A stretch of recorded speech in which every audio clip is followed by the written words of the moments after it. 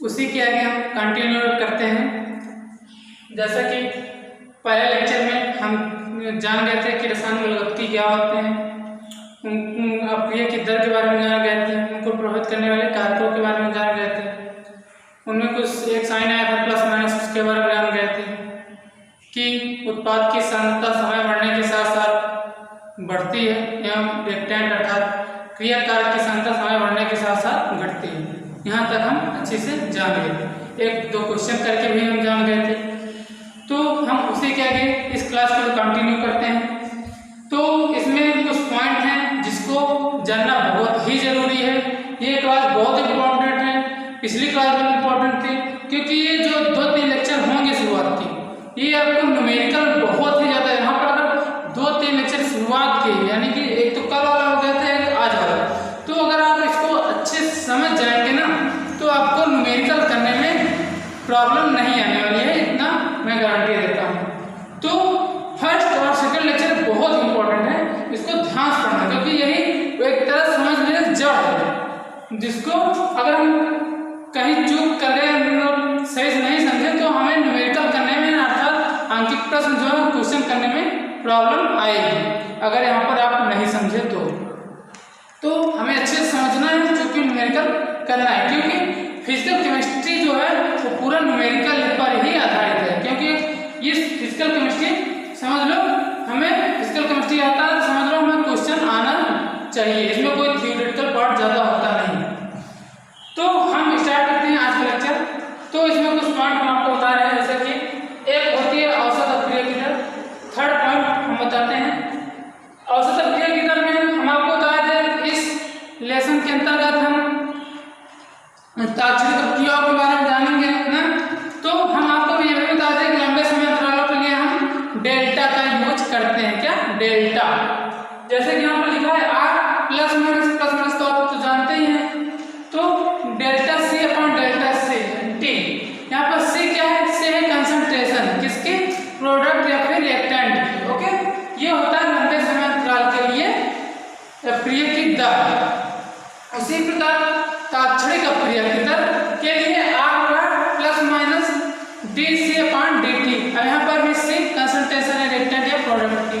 Okay, किसके लिए? For minimum time period, अर्थात कम समय के लिए, जो कि हमें इस लेसन के अंतर्गत पढ़ना है। ओके, यहाँ तक बात क्लियर है? ओके, उसी के आगे हम स्टार्ट करते हैं।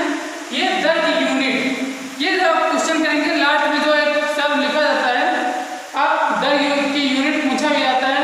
अब जैसे दर की यूनिट है, इसको और फॉर्म में भी पूछ लेते हैं, बीमी रूप में पूछ लेते हैं, तो इसको भी समझना हमें इम्पोर्टेंट है। तो यहाँ पर देखिए सांद्रता के पदों में दर की यूनिट, यहाँ दर किसकी? अपक्रिया की दर की यूनिट क्या होगी? तो इसमें तब है डेल्टा से अपॉन डेल्टा टी, लंबे अंतराल के लिए होता है, तो इसके लिए भी वही सेम होता है। तो आप देखते हैं कि mole upon litre into second. क्या? Mole upon litre into second. हम यहाँ पर डिराइव नहीं कर रहे हैं इसको, बस आपको इसकी यूनिट बता दे रहे हैं। ओके, उसी प्रकार दाब के पदों में यदि अपक्रिया की दर पूछता है तो एटमॉस्फेयर अपॉन सेकेंड। इतनी बात आई समझ में? ओके, उसी प्रकार हम आगे देखते हैं कि एक अपक्रिया में क्या क्या मतलब इंडिकेशन होता है, उसके बारे में हम जानेंगे कि किसी रासायनिक क्रिया में दर का व्यंजक जैसे कोई दिया है उसको हम कैसे पहचानेंगे कि ये कौन सा चीज है, ये किस रूप में क्या लिखा है। ओके, उसी प्रकार देखो माने कि कोई अपक्रिया small A capital A plus small B capital B, ये सब लिखे हैं। ओके, अब यहाँ पर स्मॉल ए स्मॉल बी ये प्रारंभिक मोल के रूप में हम आपको बताया था, दूसरी बात में हम जानेंगे। ओके, फिर यहाँ पर देखो हम क्या बोले थे कि अब जैसे कोई रिएक्शन दे दी गई है तो उसका हम अपक्रिया की दर क्या लिखेंगे।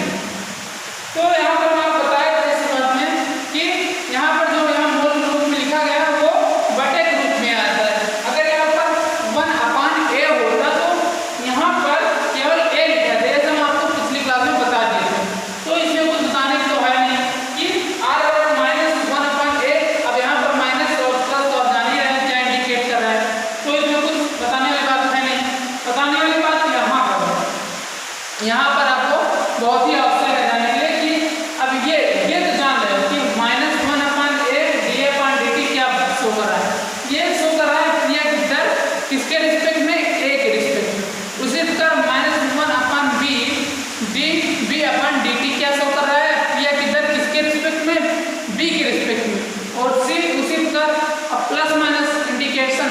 जानते ही हैं क्या होता है, इतना तो आप जान ही चुके हैं अच्छे से। अब ये देखो, ये बहुत ही इंपॉर्टेंट पॉइंट है। अब ये जो है माइनस डी अपॉन dt, अब ये देखो इतना नहीं पूछ रहा है, सॉरी मतलब इतना पूछ रहा है, पूरा नहीं पूछ रहा, पूरा पूछता तो क्या पूछता है, ये अपने की दर होती है। अब ये क्या बता रहा है कि माइनस डी अपॉन dt क्या है, ये होता है ए के विलुप्त होने की दर। ये आप क्वेश्चन करेंगे तो ज़्यादा बेटर समझ में आएगी। अभी बस इतना जान लीजिए कि माइनस डी अपॉन dt, अब यहाँ पर जब विलुप्त होने की दर आपको क्वेश्चन में दिया जाएगा तो वो कितना, तो कितने पार्ट को शो करा, वो दर देगा। जैसे एक रिस्पेक्ट में आपको कुछ दर दिया, वो आपको सिर्फ इतना लिखा जाएगा, आप क्वेश्चन के हिसाब से बता दे रहे हैं। जैसे कोई रिएक्शन है,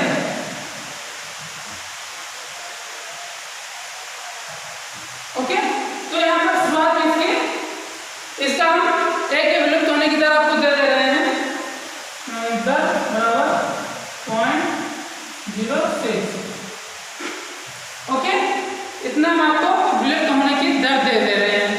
अब यहाँ पर देखो कुछ लिखा है नहीं, तो हम इसको कुछ मानेंगे नहीं, फिर हम यहाँ पर 2 मान लेते हैं, ओके। तो यहाँ पर एक रिस्पेक्ट में आप की दर क्या लिखेंगे, यहाँ लिखेंगे -1.2 dA अपॉन dt। अब ये पूछ लिया कि अब क्रिया की दर क्या होगा, यहाँ पर अब क्या दिया है, ये विलुप्त होने की दर है।